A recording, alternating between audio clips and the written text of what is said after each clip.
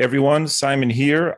Today I'm going to show you and teach you a very, very important lesson in Vedic astrology, particularly applied Vedic astrology, meaning applied to your life, applied to learning how to find the best stocks, the best names for your business, even names for your children, for your partner.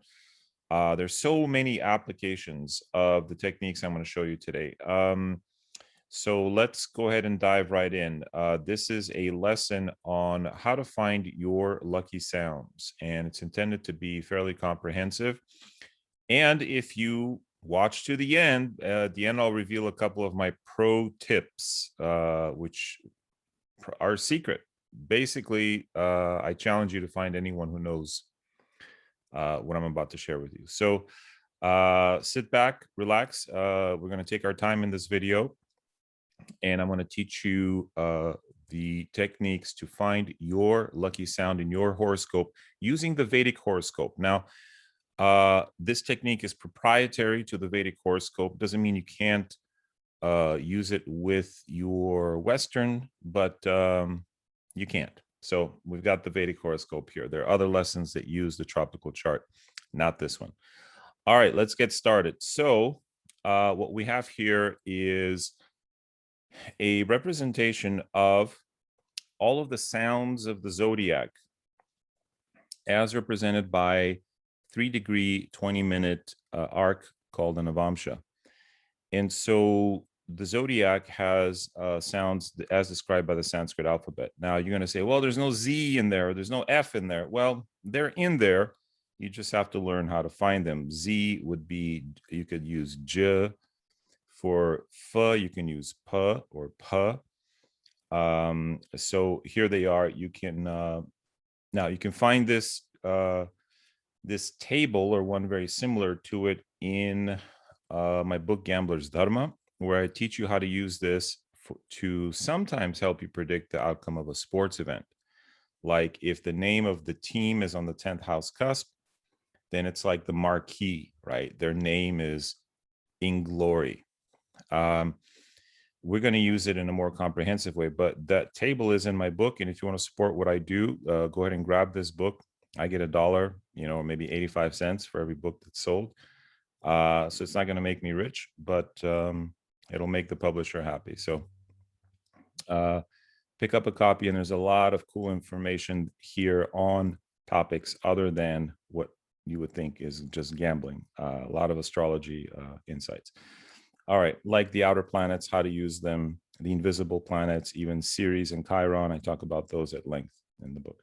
But that's not the topic for today. The topic is how to find your lucky sounds. And I do have a chapter on that in the book.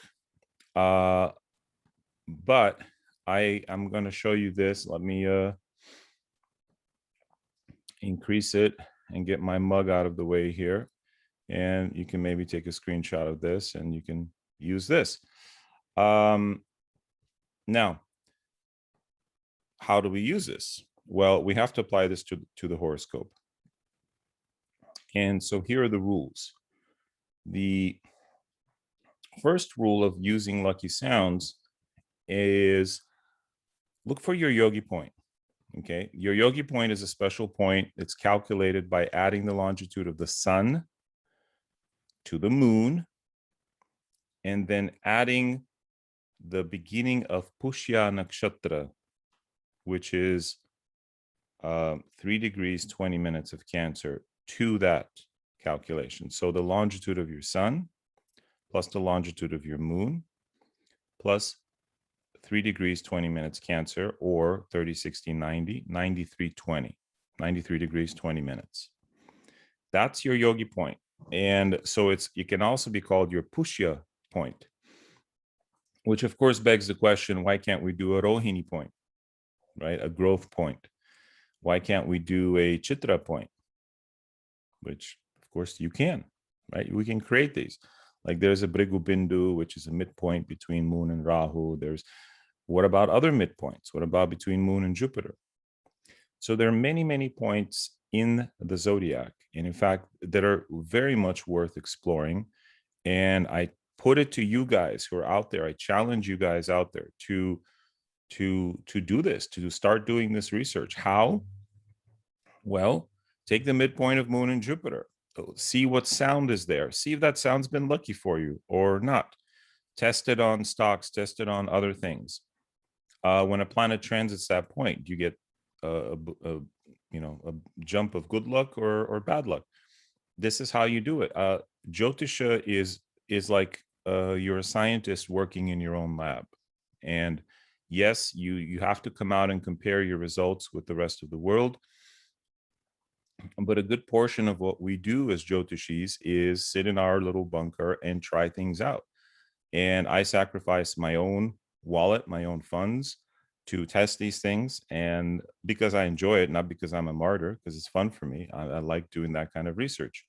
So I invite you guys to do the kind of research that gives you pleasure, that gives you satisfaction, because that's where you find your dharma.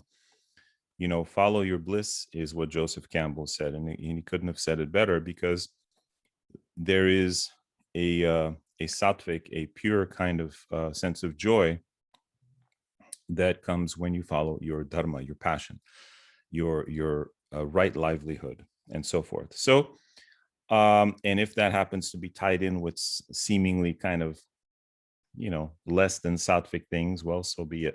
That's been my sort of my experience. All right, so what's one point? So I'm going to show you the points that have been tested that work. Okay, it's up to you to test further points, further sounds. So the first is the Yogi Point and its trines. All right, what does that mean? Well, let's go to the chart. And now, fortunately, the Yogi Point's already calculated for you in most professional softwares. So here it says the Yogi Point is 7 degrees, 30 minutes Pisces. Hopefully you can see that. And of course, you could do this yourself. What's the longitude of the sun? It's 11 signs and 20 degrees. What's the longitude of the moon? It's 8 signs and 13 degrees. 8 and 11 is 19. And then we add 3, that's 22. So we're 23. So yeah, we're at Pisces, sun.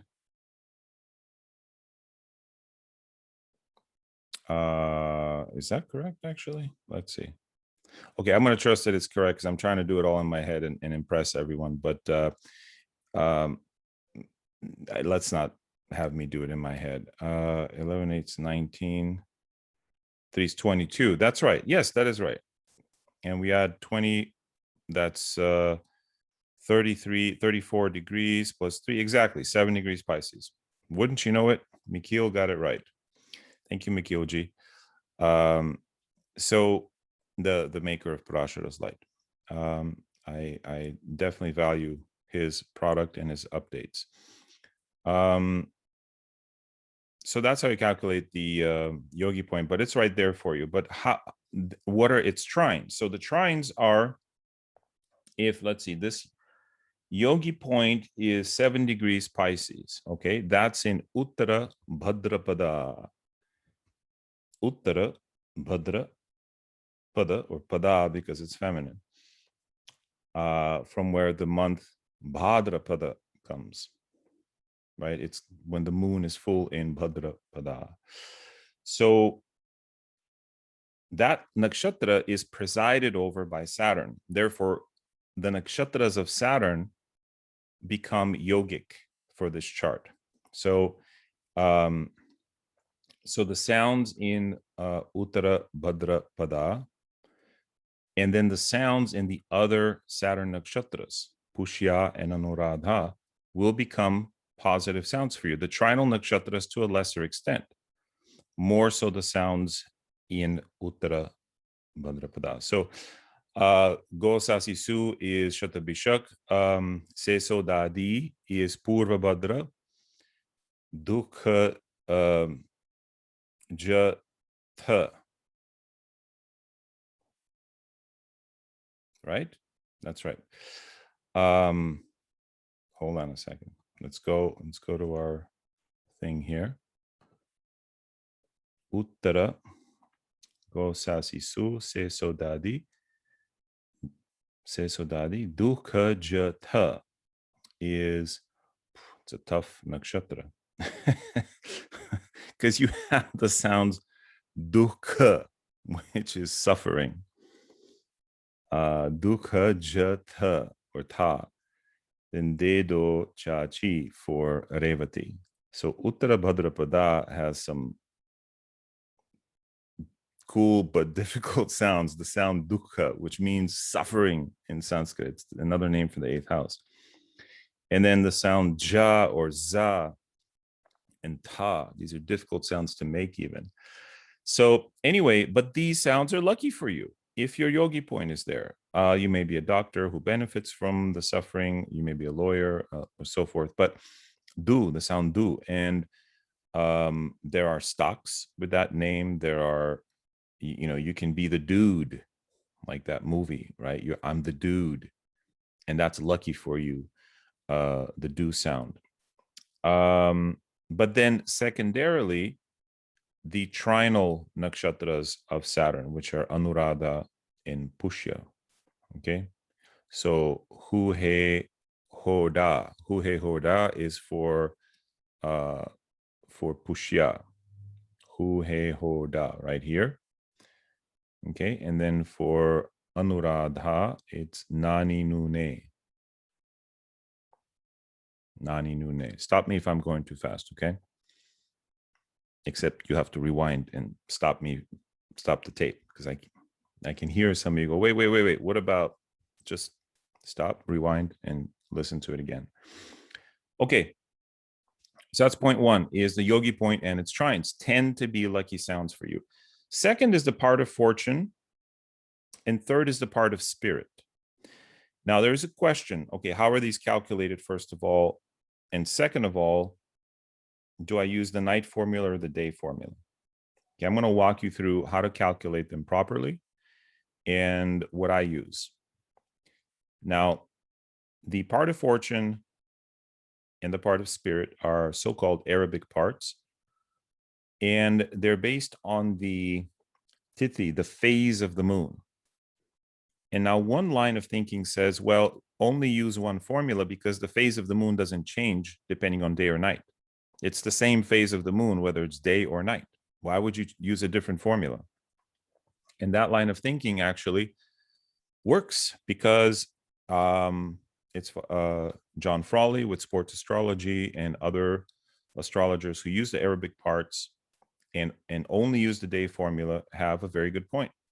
It's the same phase of the moon. Why would you change it? And second of all, it works. The other argument is that, well, a lot of parts have day and night formulas. And during the day, it's the phase of the moon. At night, it's reversed. And there is a certain logic to that because night is the inverse of day and so forth. So I don't care who's, metaphorically or philosophically right. My question is what works. And in the day formula definitely works, but so does the night formula. And honestly, I haven't done enough research to tell you, no, definitely use just the day formula or definitely use both of them. Now, if you don't know what I'm talking about, what's this day formula, night formula? To calculate the part of fortune, if you were born during the day, meaning that the sun is below the horizon, in your chart, you can tell if someone's born night or day by drawing a line down the middle. If the sun is here, right, in this part above the horizon, then it's daytime. If the sun is here below it, I'm trying to draw here below this line, the sun is anywhere here, right, then you were born at night. And so the formula dictates that you use a different calculation for the part of fortune. I'm going to show you both, and I'm going to show you how I do it quickly, easily, and in peace. All right, here we go. So for the day formula, or the only formula, if you're just going to use the day formula, which is fine, calculate how many houses away is the moon from the sun. So let's say the sun is here. Let's use this chart. And I'm going to use the North Indian, but you could certainly use the South Indian chart, right? And you're going to go in the natural order of the zodiac. So here, you're going to go this way, right? You're not going to go backwards, obviously. And here you're going to go this way. It's hard to draw here, like that. So how many houses is the moon away from the sun? 7, 8, 9, 10. Obviously, you count inclusively because that's what we do in Vedic astrology. So the moon is 10 houses away. So far, so good? Good. So just make a note of that. 10 houses away. Now, what you're going to do is count 10 houses away from the ascendant. So, of course, that puts us in the 10th house. So the part of fortune is here. But wait, we have to get even more precise. How many degrees away is the moon from the sun? Just the degrees, irrespective of their house distance. We've already calculated the house distance. So now look, the sun is 20 degrees. The moon is 1357. Let's call it 14. So to go from 20 to 14, you have to subtract 6. You have to go down 6 degrees for the sun's degrees to meet the moon's. Follow me? The moon's at 14, the sun is at 20. So now you're going to subtract 6 degrees from this position. From what position, you say? We didn't have degrees. Yes, you did. We have the degrees of the ascendant. So from the sun to the moon, it's 10 houses. So we're going to go 10 houses away. And then minus 6 degrees. But wait, it's only 449. What do we do? Minus 6 degrees, which is going to take you back into Cancer. Or rather, it's going to take you back 1 house. So from here, it's going to take you back into Aries. So the part of fortune here, in fact, is not in Taurus, it's in Aries. So if we go, so it's about 29 degrees. You can be more precise with this. You can get it down to the minute, but it's about 29 degrees Aries. And that's good enough for me because it gives me the Navamsha, the sound, which is ah in this case. You can look it up on the table. So then ah is a good sound. And it gives me the nakshatra too, if I want to use that, which is kritika. Okay. So far, so good. So the sounds in kritika, a, I, u, e, right, become good sounds for you by extension. So that's how you calculate the day formula. Now, wait, what if the moon were at 23 degrees 57? How would we do it then? Okay, let's just, so walk with me here. So if the moon were at 23 degrees, by the way, if you know how to do this, just bear with me. There's a little astrology calculation here. We'll be done in a minute. So same thing, from the sun to the moon is 10 houses. So you go from the ascendant, 10 houses. And now we're here in Taurus. Same thing here, from the sun to the moon, 10 houses. And we repeat that from the ascendant, 10 houses. And that brings us to Taurus. More precisely, brings us to Taurus, 4 minutes, 49 seconds. 4:49. Okay. But let's say the moon were 23 degrees. So now from the sun to the moon, we have to add 3 degrees to make them equal. So we're going to add 3 degrees to the ascendant. And now 7:49 becomes the part of fortune. Okay, instead of 4:49. Simple? It is. That's how you do it in your head. And you can just, because the software doesn't show you. Now, an upcoming version of Parashara's Light will show you the Punya Saham. Punya is the part of fortune, and the Vidya Saham, which is the part of spirit. That is a future update of Parashara's Light. All right, now let me show you how to do the night formula. Let's say this person were born at night, so we're going to have to rotate the chart. So now, because this person is born during the day, that's it. Actually, no, I'm not going to rotate the chart. Because if the person is born during the day and you use the night formula, that gives you the part of spirit. So what we're going to do now is the reverse to find the part of spirit. And the part of spirit also works. Now we're going to count from the moon to the sun. So how many houses from the moon to the sun? 1, 2, 3, 4. Okay, make a note of that, 4 houses. Then we're going to count from the ascendant, 4 houses. So that brings us to 1, 2, 3, 4, right here, part of spirit. How many degrees from moon to sun? Well, let's take moon at 14 degrees, sun is at 20. So we have to add 6 to even up the moon with the sun. Adding 6 degrees to the ascendant gives us about 11 degrees. 6 plus 4 is 10 plus 49. It's about 11 degrees. So the part of spirit is 11 degrees Scorpio. All right. That's it, guys. It's very simple. You can do this in your head. That's how you calculate the part of fortune and the part of spirit. Now, if in a night birth, these are reversed. So from the sun to the moon becomes the part of spirit. And then from the moon to the sun becomes the part of fortune if it's a night birth. Night means after sunset and before sunrise. You can experiment, but look, I just use both. Why get into arguments? Just give me what works. And so there we go. So the part of fortune and its nakshatra and the part of spirit of its nakshatra are positive sounds, especially the actual where that point falls. So let's go back really quick here to the part of spirit. I think we said 11 degrees Scorpio, right? So that's the sound nu. Nu. Now, how do I know this? I memorized them. Libra is rari rurero, tati tute, and then Scorpio is to, na, ni, nu. Let's check to see if I'm right. Can go here, to, na, ni, nu. Yeah, so nu falls between 10 degrees to 13 and 20 degrees. Okay, so that is correct. All right. Let's keep going.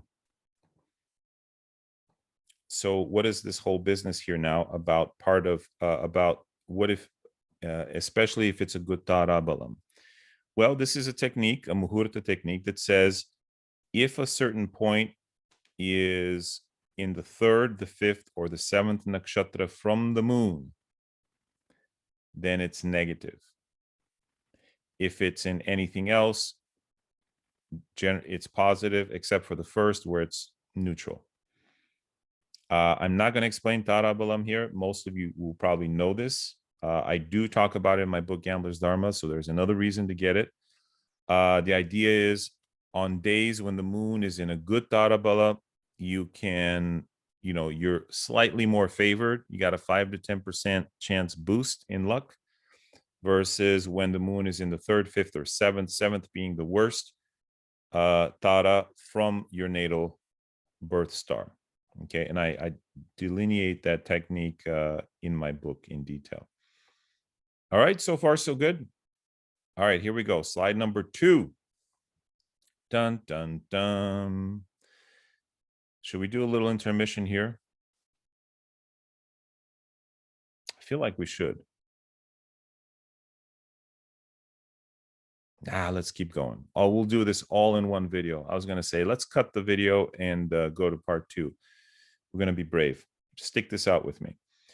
All right, lucky sounds and techniques and secrets. Number 4, your Jupiter or Venus sound. Duh. Okay, so for this horoscope, where's your Jupiter? Look, 29 degrees Capricorn. Okay, so you can use that sound. Now, this is easy to identify because you can just, most software will show you the sounds of the planets. This is Gi here, it says, and that is correct. Ga, Gi, Gu, Ge. It's in the nakshatra Dhanishta. So Jupiter is in the sound Gi. Okay, you could play around with that. Alternately, play around with the sun where your Venus is. Okay, 22, 25. And then what does it say here? Do. Well, that was a lucky sound for Homer or for the producers of The Simpsons, right? Do. Yeah, even for Yoda. Do not. There is no try. Right. Well, that's more do actually, but that's not do. Do, not do. Do. We use diphthongs in English too much. Do, gi, not do. English diphthong tends to go to oo. Australia and other English-speaking countries tend to go to e. So when we're talking about a young deer, we say doe, or the sound doe. They tend to say doe. That's a nice doe. They end in e. We say that's a nice doe. Americans. Okay. We all use diphthongs. Too much. Japanese, Spanish tend to be more do, da, di, do, de, do. Precise. Anyway, it is what it is. Sanskrit too. Do is do, not do. So the Venus sound would be do, and those sounds would tend to be lucky. Very simple. Find your Venus in your chart. Find your Jupiter. What sound are they in? Play with it. Okay. Now, of course, the traditional method is to use the sound of your moon. Dr. Deepak Chopra calls this your primordial sound. Of course, it's just the sound of the moon in your horoscope. It's nothing, super secret. In this case, it's bo or bo. Yeyo babi Buddha Buddha. Yeyo babi boo. It should be boo. It says bo. I guess there are all alternative versions of these tables. And we have it as boo. Yeyo babi Buddha Buddha. Be bo, and bo is actually the first part of Capricorn. So I don't know why this is bo, but there it's probably from an alternative source where it is bo. So boo or bo for the sound of the moon. Is that your lucky sound? That's more the sound of you, like that resonates with who you are. Is it necessarily lucky for you? Well, maybe not. So that's a good sound for your name, for a nickname. But if you want lucky sounds for a business or for a stock, I would go with your Jupiter, Venus, and possibly your moon as well. All right. So that's the next technique. And that's number 4 and 5. And look, guys, here's a pro tip. So here's your first reward for waiting this long in the video. Those of you who are advanced, emphasize the sounds with good D9 placements. What does that mean? It means, so let's go back, and we found the sound ah for the part of fortune, right? Now the sound ah falls in the Sagittarius Navamsha. Why? Because it's the 9th part of Aries. So if we look, let me pull up the Navamsha here. Is there anything in Sagittarius? Ooh, Ketu is in Sagittarius. So now the sound ah, although it's a positive sound in general, it's also going to bring in the flavor of Ketu. And here it falls in the 8th house of the Navamsha. So that one may not be so lucky for you. You get it? This is now how so we've done exercise 1, which is to find all the eligible sounds. Exercise 2, this little secret I'm giving you, is to qualify them.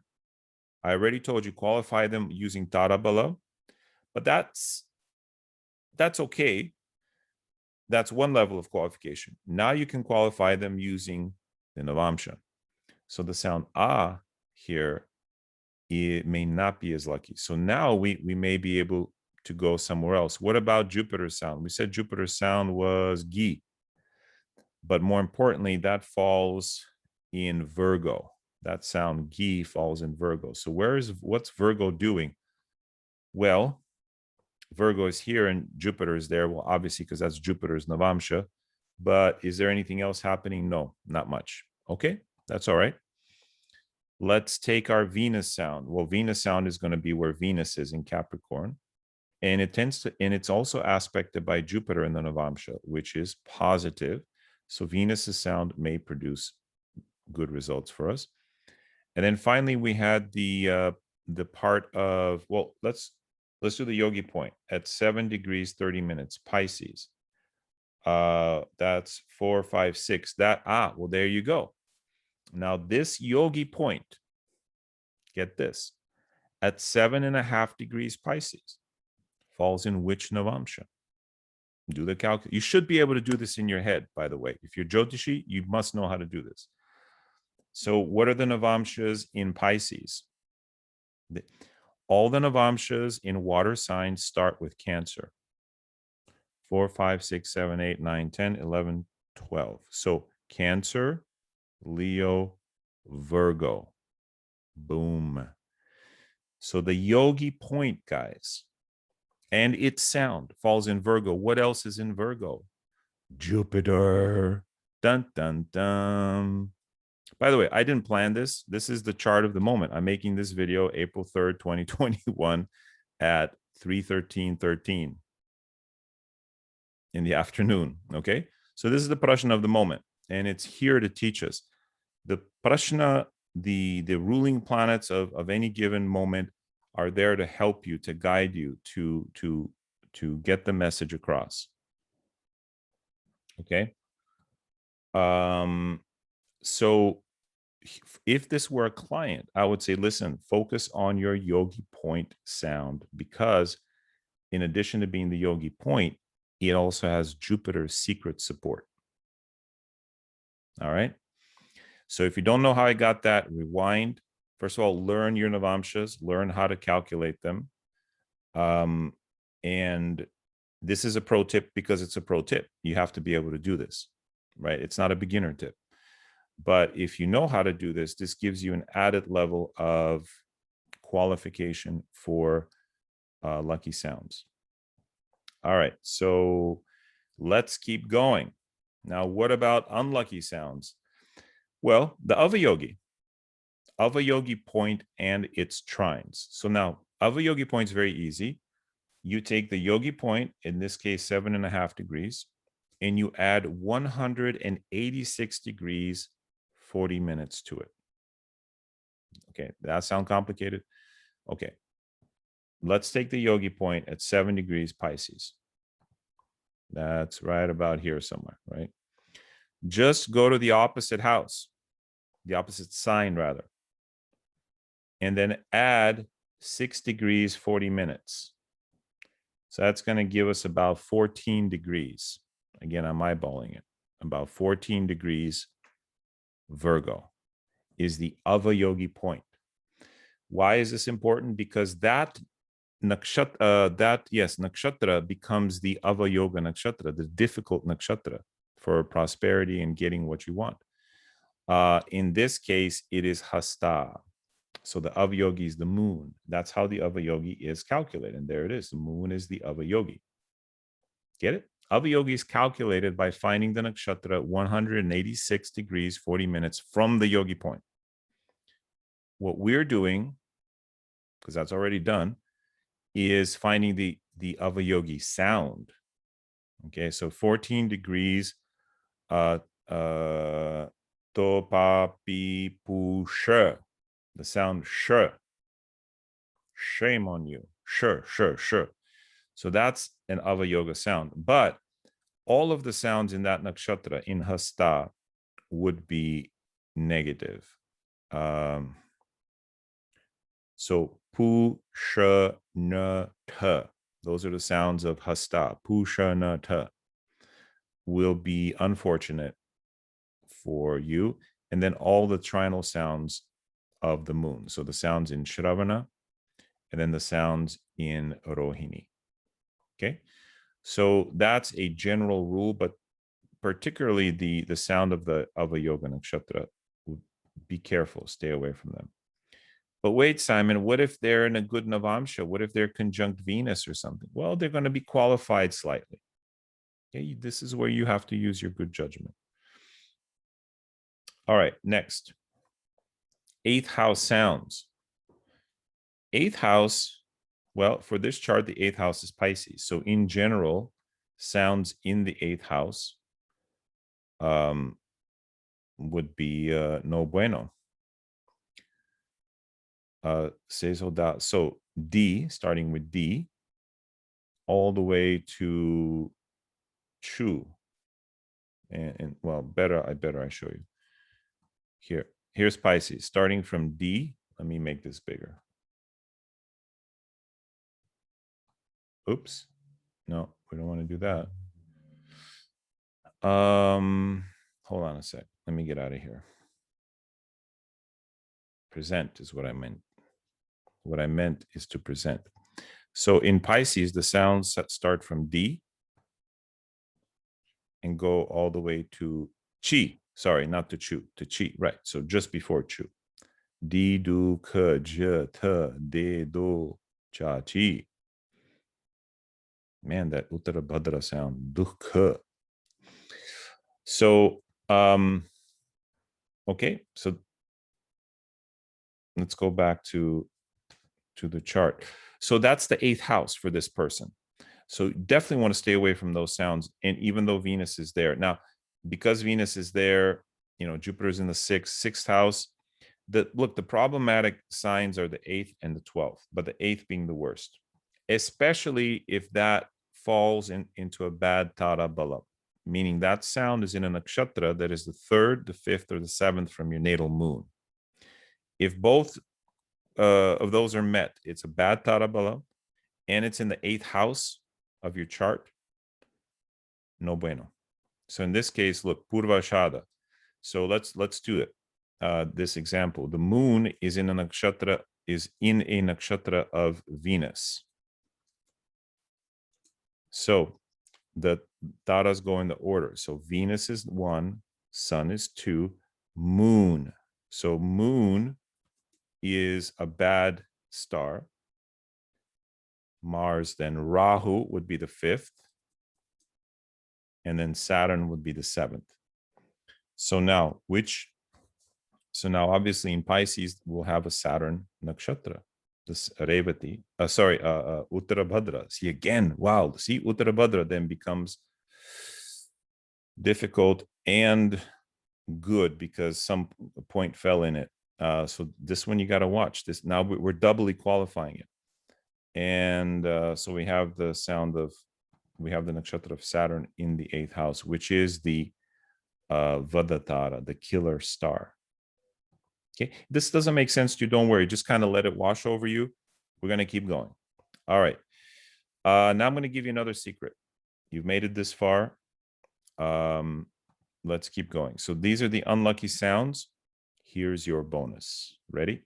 Let's do this. Unlucky times. So unlucky sounds and lucky sounds are half the picture. Unlucky times and lucky times are the other half. You have to combine the two. I'm going to give you one fleeting technique for lucky times and unlucky times.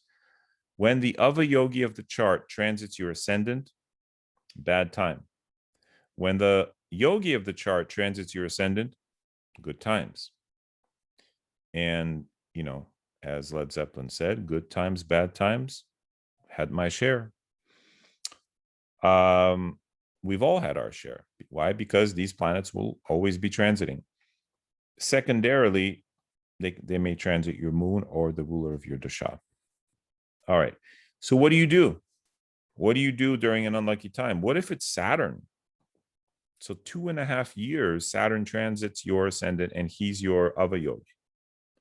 Wow. Double bad luck. Here's the pro tip. Okay. And you don't have to be a pro to follow this. Give when former, take when latter. Meaning, when it's the Avayogi, you're going to lose money. You're going to lose something. So make it intentional. Go out and look for a charity and say, look, if I'm going to lose, I'm going to do it on my terms. I'm going to do it with intention and with gratitude that, hey, this is a time during which, during which something's going to be taken from me. Does that mean every day of those 2.5 years? No, it's more than likely it'll be just kind of a pervasive period, and only a few few weeks or days during that time will be especially taking away from you something that you don't want taken away from you. But the more you intentionally give, the more you intentionally divest yourself of things. It could be even giving knowledge, not just giving money or shirts or things or possessions. You could give your time, give your energy during unlucky transits, such as the Avayogi transiting. But wait, the Avayogi is Jupiter. Still, Jupiter will transit your ascendant, and you may feel good, but there'll be something that gets taken away from you. And likewise with your moon. So that's the pro tip. Now, what happens when the yogi transits? This is where you have to learn how to take. And for people, what do you mean learn how to take? No, that is also, you have to receive the gifts of the divine. You can't spit in the face of good fortune because it may not come back. You don't want to offend good fortune. So if nature is giving you, thank you so much, thank you, I accept, thank you. Not selfishly, not greedily, I accept. Because I know the time will come when I'll have to give. So might as well accept, store it, and then when the other yogi transits, then give. Don't hesitate, just give. Your cousin asks you for money, give. The phone rings and charity for children, give. Just do it. Don't even think. I mean, unless they're scammers, don't give to scammers. That's no bueno. All right, so hopefully this was useful to you guys. If you'd like to join our crypto questions answered class, which is really, really full at this point, and I think I'm pretty much only accepting lifetime members, but let's see, I'll just give you the site. The info is below. We talk about everything crypto related, the latest coins, and how to use your lucky sounds to find, the next possible 10x or even 100x token. All that info is below. Thanks for sticking with me in this video. Hope this was helpful, and we will see you in the next one. Namaste, everyone. Bye-bye.